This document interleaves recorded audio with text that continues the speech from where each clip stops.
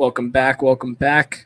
We are here talking about the Detroit Pistons and their upcoming season, a little off-season content. We got the draft that just happened. They drafted Ausar Thompson with the fifth pick, and we did not have them picking Ausar in our mock draft. We had them going. Who'd we have them going at five? I think we had the guy from Houston, Jarris Walker.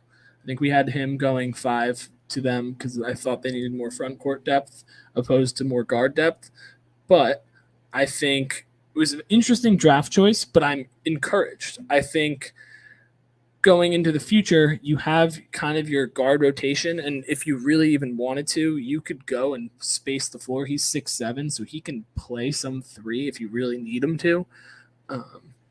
I think obviously Cade coming back, and if you saw those pictures online, they are not real.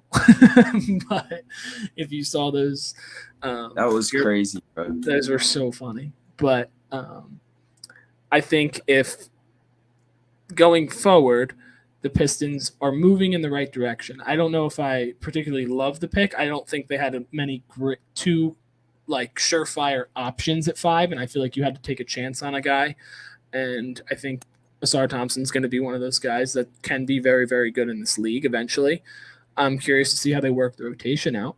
But I think Monty Williams, Jalen Duren, James Wiseman, all those kind of guys together are going to build something for the future. I don't think they'll be particularly great this upcoming season, but I think in the future, in 2-3 years down the line, they're going to be a team that's going to be in that playoff race, and that's going to be a team on the come up that's going to make a splash move and something like that.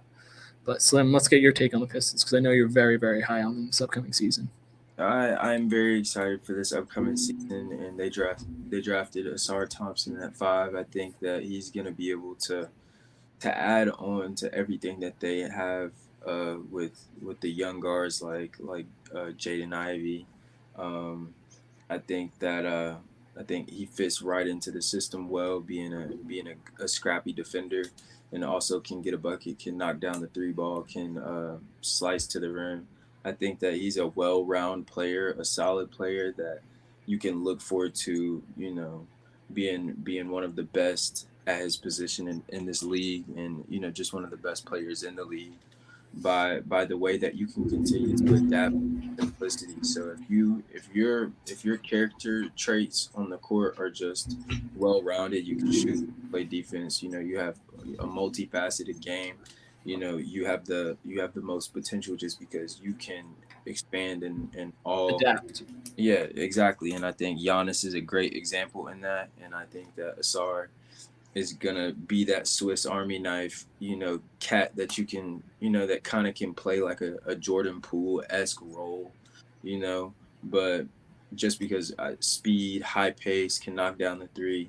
I think that he's going to bring like a certain type of electricity, if you will, to the league that allows the pace to be high, especially for as young as the Detroit Pistons are, with Jaden Ivey, Killian Hayes, Cade Cunningham, Jalen Duren, James Wiseman, Marvin Bagley, even Beef Stew. I think that you got a great group of young cats who want to win something, and I think Detroit has a rich history in regards to winning championships and the culture that the city provides for the team in order for them to build their identity.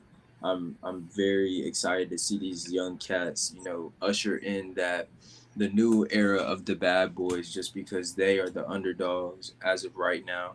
But I think the league is increasing in so much competition because of all of the players that are getting drafted and signing contracts into the league are so talented, more talented than ever before, that you basically have any team that can do well enough for them to be an 8 seed and make it to the finals, and have a team full of the majority of undrafted players. You know what I'm saying? So I think that the Pistons have a great young core who want to bring in the new culture and bring in people to the city to support, and I think that Monty Williams, having the experience that he has had with being able to coach a Devin Booker, even coach a Chris Paul, a DeAndre Ayton, some young cats who who have heart, just like these players over here in Detroit, do.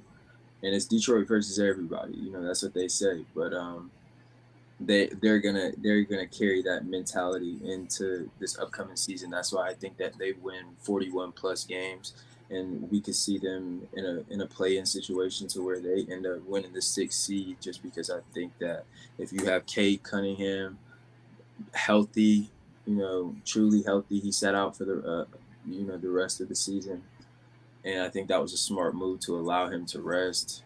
Killian Hayes showing his potential.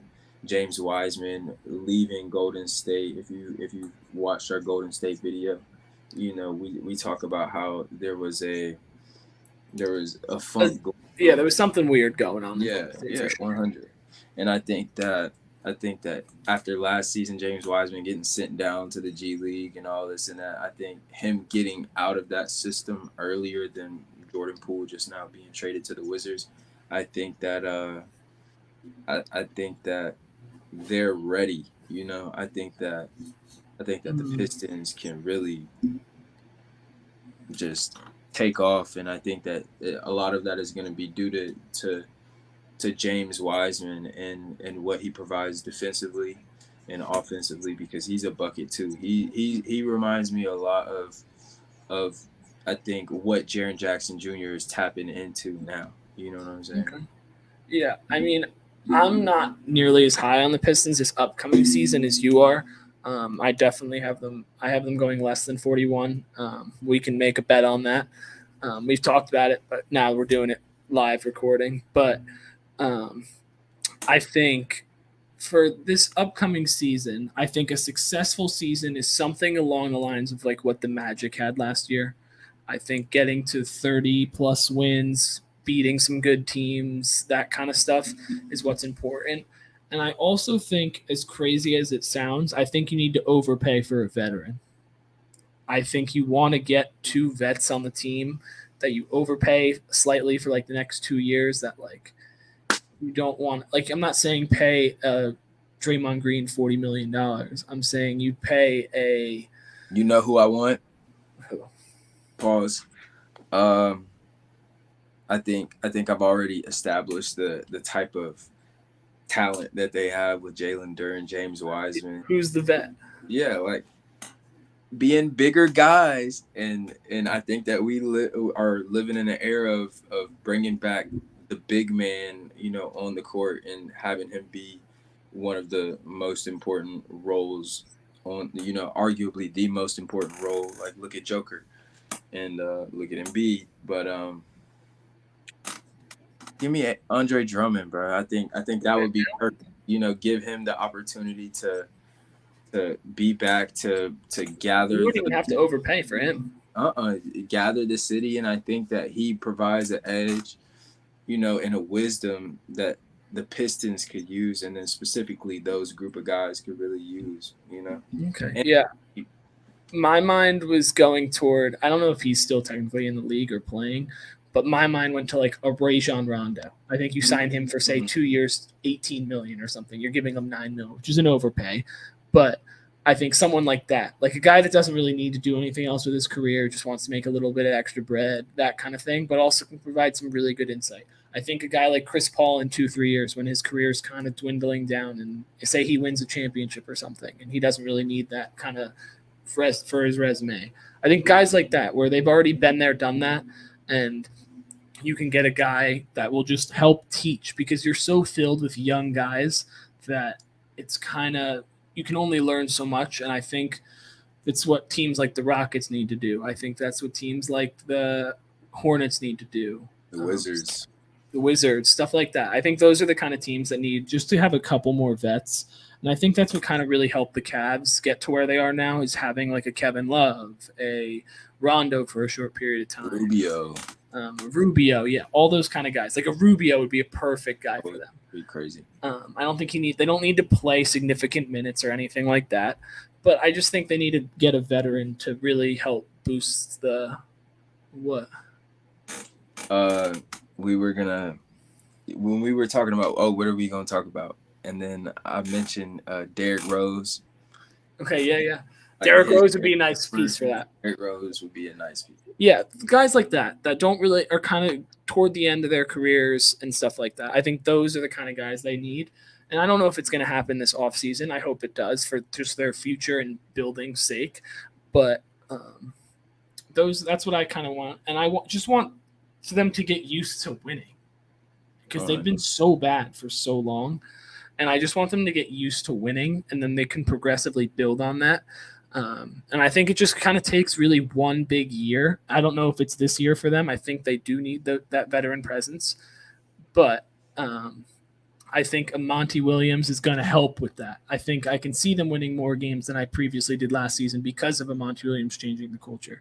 I see the Rockets winning more games this year because of Ime Udoka changing the culture, which we're going to talk about in the next video. So go check that out. But I think that kind of stuff is what's going to propel the Pistons to move up the standings a little bit. I don't think it'll be a drastic jump. I don't think it'll be anything crazy. I don't see them in the play-in or anything like that. 51. 41. Okay. 6 seed is, I mean, that's, I don't know if I wouldn't have got you in the 6 seed this year. Do you think they get into like the play-in as a 7 or 8? Okay. I don't see that. We can make a bet on that. We'll do, let's make it a parlay. Let's make it a parlay, and then each leg has a certain consequence if I don't hit. Okay, we'll figure that out. But I'm excited to see what the Pistons do. I think they'll be a fun team to watch. I think they need to just figure out the rotation, see which young guys they want to stick with, which ones they can live without, and kind of shorten down the roster to the, say, 7, 8 guys that they want. And then you have 2 guys that are kind of projects, and then you figure it out. But that's a wrap for that video. Check out our channel. We got draft stuff. We got off-season stuff. We got trade stuff. We got free agency stuff coming. We'll see you guys next time. Like, comment, subscribe. Have a nice night.